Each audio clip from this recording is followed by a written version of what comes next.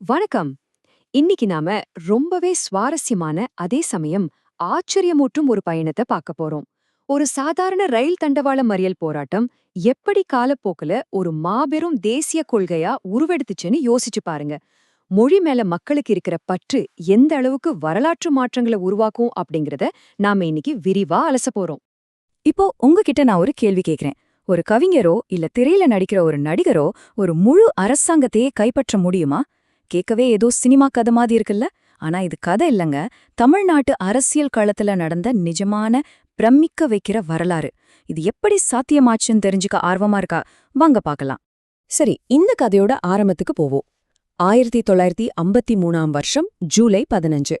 கள்ளக்குடி அப்படிங்கிற ஊரோட பேரை டால்மியாபுரம்னு மாத்துறத எதிர்த்து கருணாநிதிங்கிற ஒரு 29 வயசு இளைஞர் ரயில் தண்டவாளத்துல படுத்து தன்னோட கடுமையான எதிர்ப்ப காட்டுறாரு.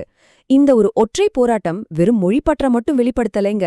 திராவிட அரசியல்ல அடித்தட்டு மக்களை ஒட்டுமொத்தமா ஒன்றிணைச்ச ஒரு மிகப்பெரிய திருப்பு முனையாவே அமைஞ்சுது. பகுதி 1. சினிமா ஒரு அரசியல் கருவி.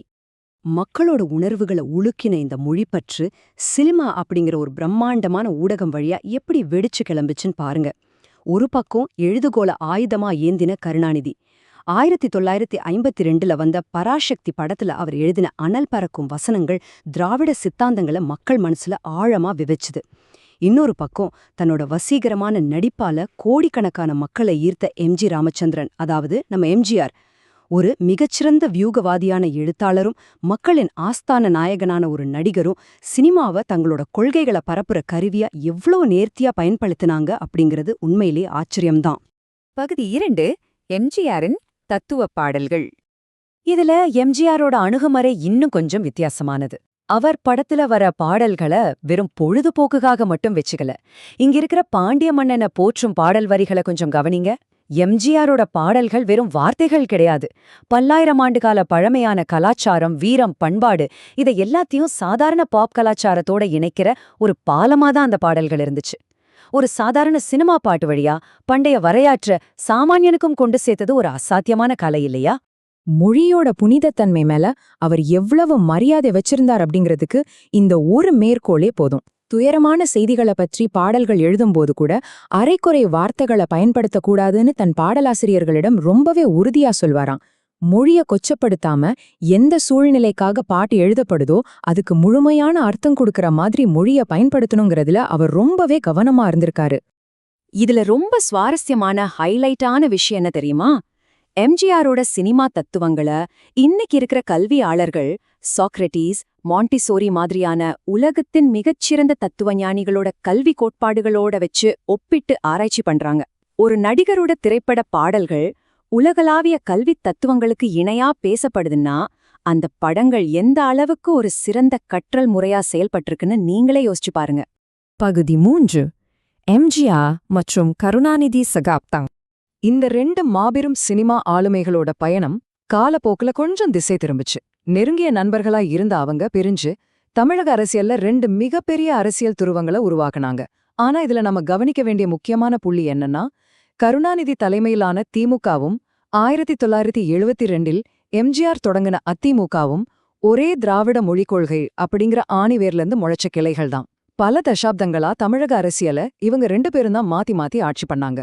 2 தரப்புமே மாநில உரிமைகள், மொழிக் கொள்கைகள்ல அவங்கவங்க பாணில ரொம்பவே உறுதியா இருந்தாங்க. பகுதி 4. இந்தியாவின் செம்மொழிகள். இப்ப நாம விஷயத்த கொஞ்சம் பரந்த அளவுல பாப்போம்.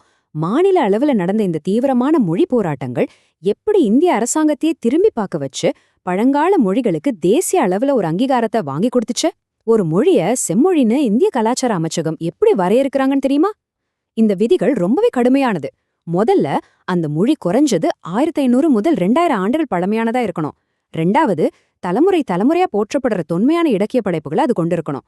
கடைசியா அந்த மொழி வேற எந்த மொழியிலிருந்து பிறந்திருக்கவோ இல்ல கடன் வாங்கப்பட்டிருக்கவோ கூடாது. அது முற்றிலும் தனித்துவமானதா இருக்கணும். இத புரிஞ்சுக்க இந்த டைம்லைனை பாருங்க. 2004ஆம் வருஷத்துல தமிழ் மொழிதான் முதலா இந்த செம்மொழி அந்தஸ்து பெற்றுச்சு.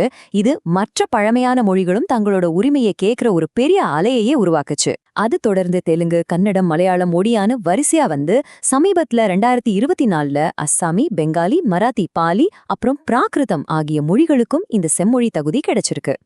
வெறும் 11 இந்த நம்பரை நல்லா கவனிங்க.